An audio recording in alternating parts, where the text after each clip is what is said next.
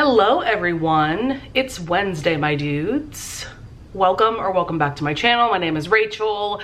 I don't even know how to start my videos anymore because it's been over a month at this point since I filmed or edited a video. So here we are for what I think is gonna be like a weekly reading vlog. Basically, you are coming with me to New York City for the weekend. We are leaving, my mom and I are leaving tomorrow afternoon, and then we will be there until Sunday morning. And yeah, I'm just excited to take you guys along with me and to be filming again and to hopefully read some really great books. But the reason why I've been gone for a while, there's no big reason, I guess. It's just that I have not felt motivated at all to film or edit videos, and I just haven't been feeling very creative in terms of coming up with video ideas or anything like that. So I think I needed this break for sure. Thank you to those of you who reached out to me to see if I was doing okay, and yes, I am doing okay. In fact, I'm doing really well. I've been getting back into my workout routine. I've just been feeling really great about life recently, which is wonderful. And yeah, so I am glad to be getting back into my filming routine. So if there are any kind of videos you guys want to see from me, please leave a comment down below. Why don't I get into a reading update since this is a reading vlog. I have been reading all of the Tessa Dare books because we are in the summer of Tessa Dare. And so the 3 books I've been working on recently are Beauty and the Blacksmith. It's a Spindle Cove novella, and then I just finished Any Duchess Will Do last night. And oh my God, I love this even more upon reread. If you guys don't know, Tessa Dare is my favorite historical romance author. I'm rereading most of these books for the first time for this summer of Tessa Dare read along, including these 3 books. And yeah, like Pauline and Griff's romance, I laughed, I cried, and I fell head over heels for these 2 all over again. It's just, to me, a perfect historical romance. So hilarious, but also very gut-wrenching, especially with Griff, our hero's past, his character arc. His story is really sad, but this is a beautiful romance, and like I said, just hilarious. It's Tessa Dare. She knows how to write a fantastic rom-com. There's also some really great steamy scenes in this, including one with some role play going on. We love to see that. And so yeah, like I said, I finished that last night, and so I just started Lord Dashwood Missed Out. This is another novella in the Spindle Cove series. It's very short. I think it's just about 100 pages, and the audiobook is like 3 hours. So I'm gonna fly through this today. But this is the final installment of the Spindle Cove series so far. Tessa Dare has been working on another novella. Ooh, I forget what that one's called. She has not come out with a new book since, what was it, 2019? And then she came out with a Christmas novella like at the end of 2019 or something. But so it's been a while. As of now, this is the final installment of the Spindle Cove series. This one follows Eleonora, and she was in love with her next door neighbor. This is like a childhood friends to enemies to lovers story. He left England without a word of farewell one night. Inspired by a bit too much sherry, Nora poured out her heartbreak on paper. Lord Dashwood Missed Out was a love letter to every young lady who's ever been overlooked by gentlemen and an instant bestseller. So now she's on her way to Spindle Cove to give like an author talk, like Q&A, you know, meet and greet type thing. And she is stuck in this carriage with Lord Dashwood, so it's a forced proximity situation. I remember there being a snowed-in situation as well, and I'm just very excited to reread this one for sure. I just adore Tessa Dare with my heart and soul, and these are some of my absolute favorites by her, especially Beauty and the Blacksmith and Any Duchess Will Do. Then in terms of what else I want to read over the next few days, I'm definitely in a historical mood. By the way, I got my hair cut last week and I love how it turned out. I love this length on me and my hair just curls so well. And yes, very excited to have this fresh haircut going into my New York trip. I don't even know if I said why I'm going to New York. I'm doing an audition for a Broadway show, and I don't want to jinx it, so I'm not going to talk about it too much, but yes. And my mom and I are also seeing some shows, and I'm planning on doing a lot of B-roll of the trip, but I won't be doing any updates or anything because I always get very self-conscious when other people are around, and given that I'm taking this trip with my mom, you know, I don't really want to film like sit down updates like this. So yeah, tons of B-roll, and then you'll get all the reading updates after the trip. That's my plan anyway. But yeah, I want to read Lady Ruthless by Scarlett Scott. I've been really enjoying her book. She's an indie historical romance author. Ava and I buddy read one of her series. I think it's the League of Dukes series. We buddy read that together and really enjoyed it. And so she recently read Lady Ruthless, which is book one of another series, and she said that I have to read this book ASAP. And she even did an Instagram post where she listed the tropes. We've got captor, captive, enemies to lovers, revenge, secret author, falling for the villain, and married couple. Oh, also one bed. Love all those tropes. She said that the heroine is very much like a Lady Whistledown type character, and I think she told me that she wrote some pretty harsh things about the hero, and so the hero ends up kidnapping her, I think, for that. So that sounds amazing. I have very high hopes. By the way, if you have Audible Plus, you can listen to this audiobook for free. Also, in the next few days, I really want to read Reckless by Elsie Silver. I got my physical copy a few days ago. Oh my God. Oh, Theo and Winter's Story. We are here. We have it.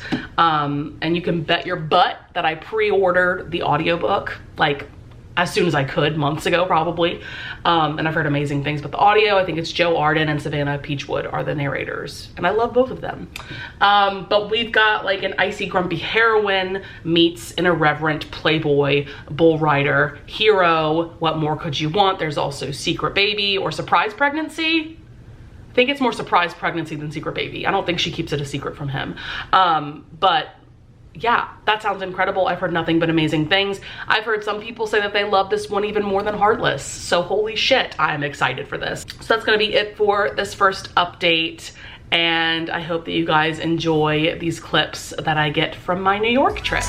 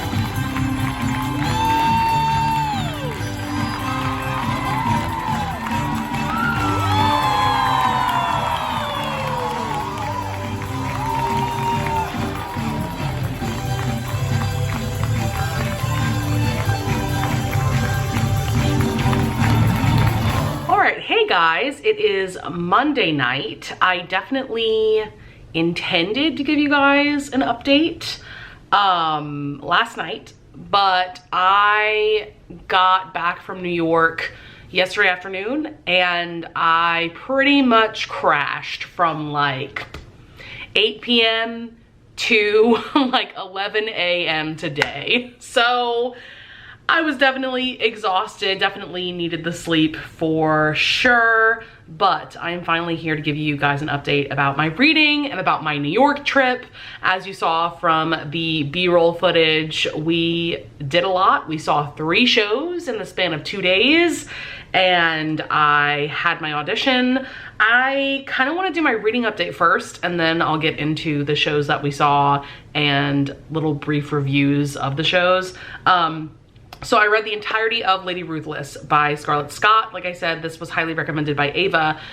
Holy shit, this book was amazing, guys. Oh my God, this is absolutely my favorite Scarlett Scott book that I have read to date. I have read now 7 of her books, and this one, I love this one even more than Nobody's Duke. And if you've been following me for, I would say, more than a few months, you would know that Nobody's Duke was one of my favorite historical romances that I read last year, and I would not shut up about it because it just has the best Again the Magic vibes, and that romance is amazing. But this one, oh my God, it's just like the ultimate captor-captive romance with a villain hero. We have our heroine Callie, who decides to write these memoirs from our hero's perspective. He is an earl, and she writes these just crazy memoirs from his POV because we have her brother, who was a duke. He was having an affair with this earl's wife, and in the span of one night, both the duke and the earl's wife died. And so she truly believes that this earl killed both of them. And so she writes these crazy memoirs where the earl is confessing his sins and that he did kill these people and that he's just the worst person ever. And so this ruins Sin's reputation completely. His real name is Justin, but he goes by Sin throughout the book because he's the Earl of Sinclair. And also he's a very sinful, wicked man, if I say so myself. And so yeah, like no woman is gonna touch him with a 10-foot pole, but he desperately needs to remarry because he's in a lot of debt. And so he needs a wealthy heiress to marry. So in his desperation, he kidnaps Callie and he blackmails her into a marriage of convenience so that he can get her dowry. And oh my God, Scarlett Scott is amazing at writing hate to love romances, because there's definitely a hate to love element in Nobody's Duke, and then Heartless Duke, which is book 2 of that same series, is enemies to lovers, like true enemies to lovers. And then this book is as well. She is amazing at writing this trope. Oh my God, this book gave me everything I needed. There's so much chemistry and sexual tension between Sin and Callie, and yet there's just this beautiful romance that develops between the two of them. It's not just a physical thing at all, but of course their relationship starts as a purely physical kind of hateful thing. And this was just spectacular. It was perfect. One of my favorite books that I've read this year. If you enjoy historical romance at all, you need to read this book. And I'm very excited to read book 2 eventually because the setup sounds so good. We have the heroine who is the best friend of Callie. And then the hero of that book is best friends with Sin. And it involves like a naughty bucket list that the heroine has. Like, oh my God, I need to read that right away. Also, let me just say, this book was hot. As much as it was a fantastic emotional romance and all that good stuff, like I was reading this on the plane and I was like, oh, I was not ready. I was not prepared for how hot this book was, but yes, just read it. Just take my recommendation. Okay, thanks. I'm currently reading Reckless by Elsie Silver. This is going to be my last book of this reading vlog. I'm currently on page 109. I'm almost on chapter 10. And I was kind of wrong about this book. I thought that this was a surprise pregnancy, and it is a surprise pregnancy, but I didn't realize that it was going to be a secret baby romance, because that's definitely what this is, because we have Winter and Theo. Winter is the estranged sister of Summer, the heroine from Flawless, which is book 1. Theo is the friend slash protege of Rhett, who's the hero from book 1. And they have a one-night stand. Winter is in a really horrible marriage, and so she's in the process of getting divorced. And so they have this one night. She gets pregnant.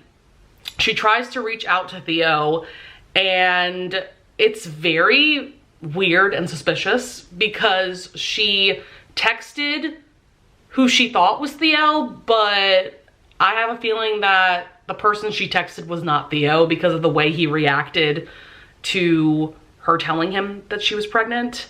And so, yeah, now they are seeing each other for the first time since she had her baby, Vivi.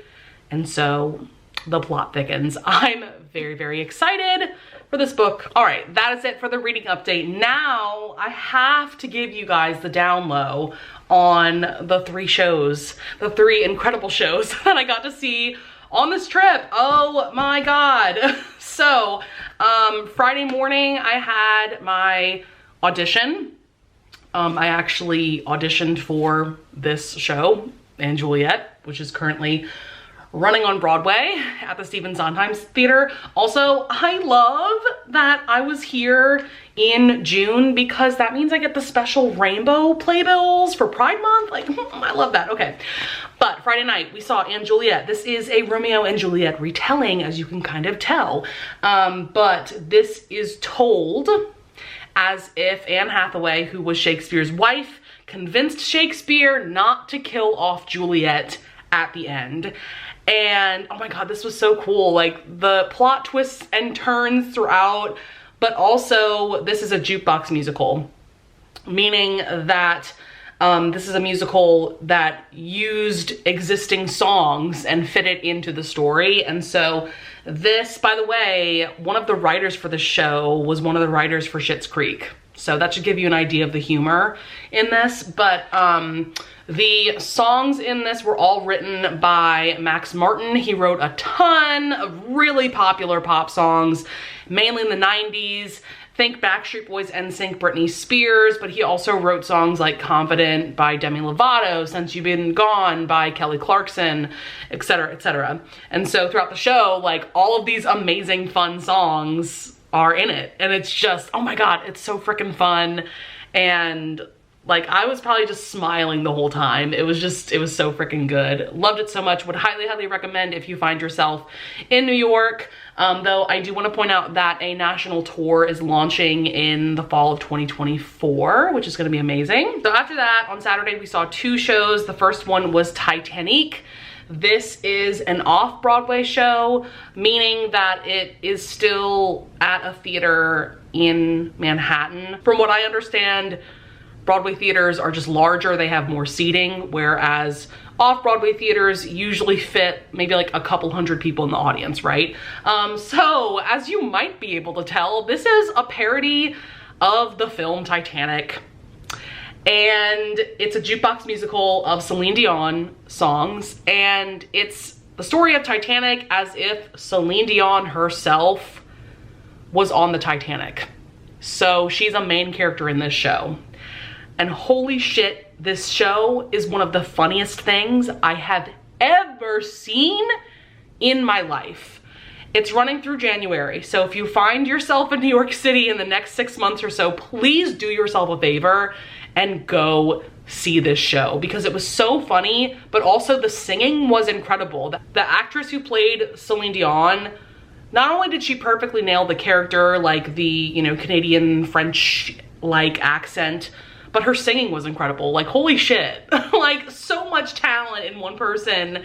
And all the other actors were incredible singers as well. Like, notably the actor who was Rose, she was an incredible belter. And there's even like improv throughout. I would highly recommend following their Instagram account, because there's some videos from some of like the improv sketches and bits and things like that. Yeah, this was incredible. Cannot recommend highly enough. And last, but certainly not least, we saw Moulin Rouge. And I don't know how well you'll be able to see this, but do you recognize the person on this cover? I don't know if you'll be able to see it all that well. This is JoJo. Not JoJo Siwa, like hell no, not her. I'm talking about the JoJo from back in the day.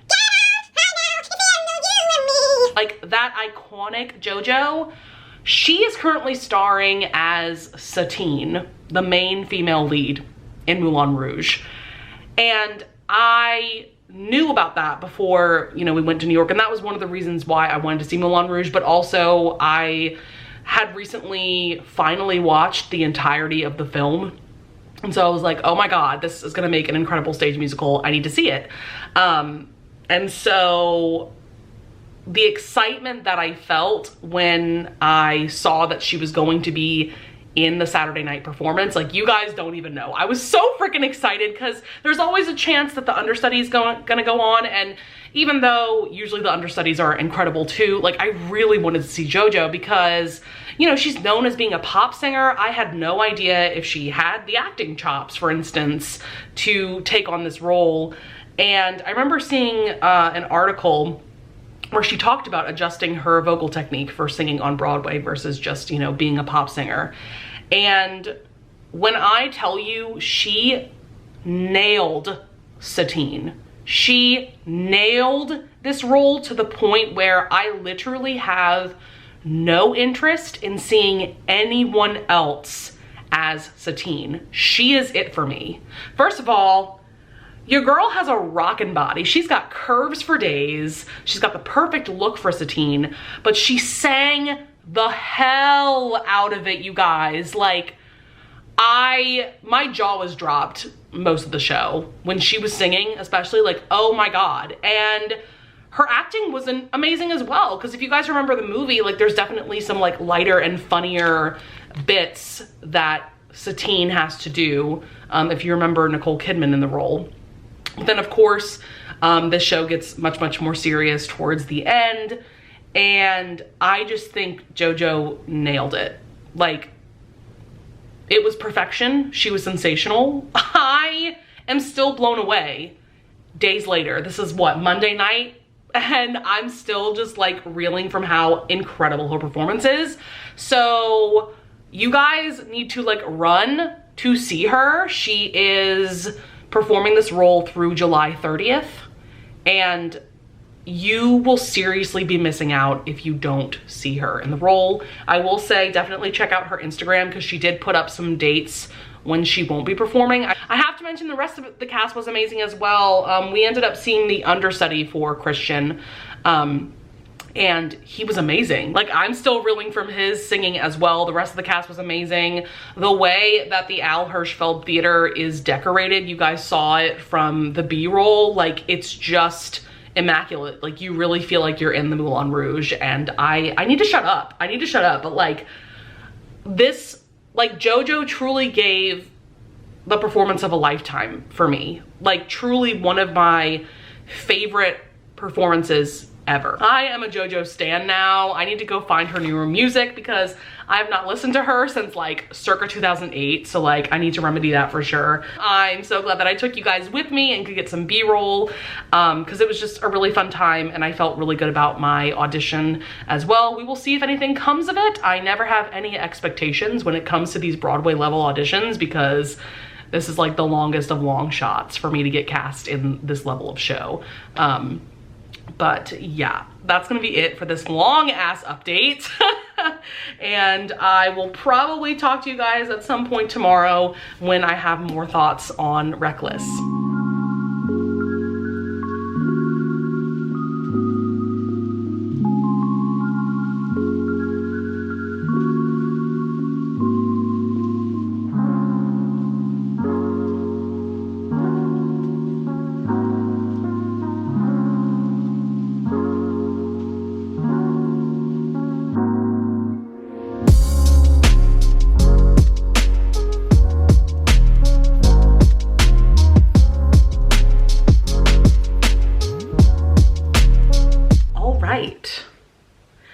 It is now technically Wednesday, my dudes, because it's past midnight. But I have a final reading update for this vlog because I just finished Reckless by Elsie Silver like 10 minutes ago, and I wanted to give you guys my final thoughts. I really enjoyed this. I love Theo and Winter. I find Winter to be incredibly relatable, and Theo is just so lovable and hot, and he's amazing. He's perfect. Do I love this book more than Heartless? I'm thinking no, actually, which I'm a little shocked by because I like adore like the icy grumpy heroine, sunshiny himbo-y, maybe even a little bit Cinnadom-y hero trope so much. But Heartless, oh man, I just adore Willa and Cade so much. And I mean, I also adore like the Grumpy Sunshine in reverse in that book, because Cade's the grumpy one. Plus it's like the nanny trope, and Cade's son is adorable. Like there's just so many amazing, and Willa is so funny. So many amazing things going on in that book. And like so many iconic scenes, like funny scenes that still live in my head rent free. Whereas in this book, we don't have like as much of that. So maybe that's why I still have a little bit more of an attachment to Heartless, but I still really enjoyed this. I love this series. The Chestnut Spring series is just fantastic. If I had to rank the books, I'd probably put Powerless at the bottom, even though I still gave that book 5 stars. It just is not my favorite. I don't think Friends to Lovers is Elsie Silver's trope, you know? So Powerless, and then I'd probably, I guess, put Flawless, but I loved Flawless. And then Reckless, and then Heartless. But it's a toss-up for me which I love more, Flawless or Reckless. Also, I love that we get amazing sister reconciliation happening between Summer and Winter, and that we get a resolution to the whole Rob storyline that was introduced in Flawless. Just a lot of amazing things for sure. Something else I wanted to bring up about this book is that this book made me feel so much for Theo when he finds out that Vivi is his daughter. There's a whole situation that happens, I don't want to spoil it, as to why Theo doesn't find out for quite some time that he is in fact her father. But when he does, you can feel his heart breaking. Like my heart was breaking for this fictional man. And yeah, like it was just like such a visceral scene, seeing his pain and that he's missed out on the first few months of Vivi's life. And yeah, it just felt very real. And yeah, this was just really great. Like I said, 5 stars, don't really have much more to say. Also, while we're here, I wanted to quickly mention a company that I have been working with a bit. I keep forgetting to mention them in videos, but also I haven't filmed a video in over a month, obviously. But Kindness and Candles, this is what one of their candles looks like, and I'll get to the scents in a minute.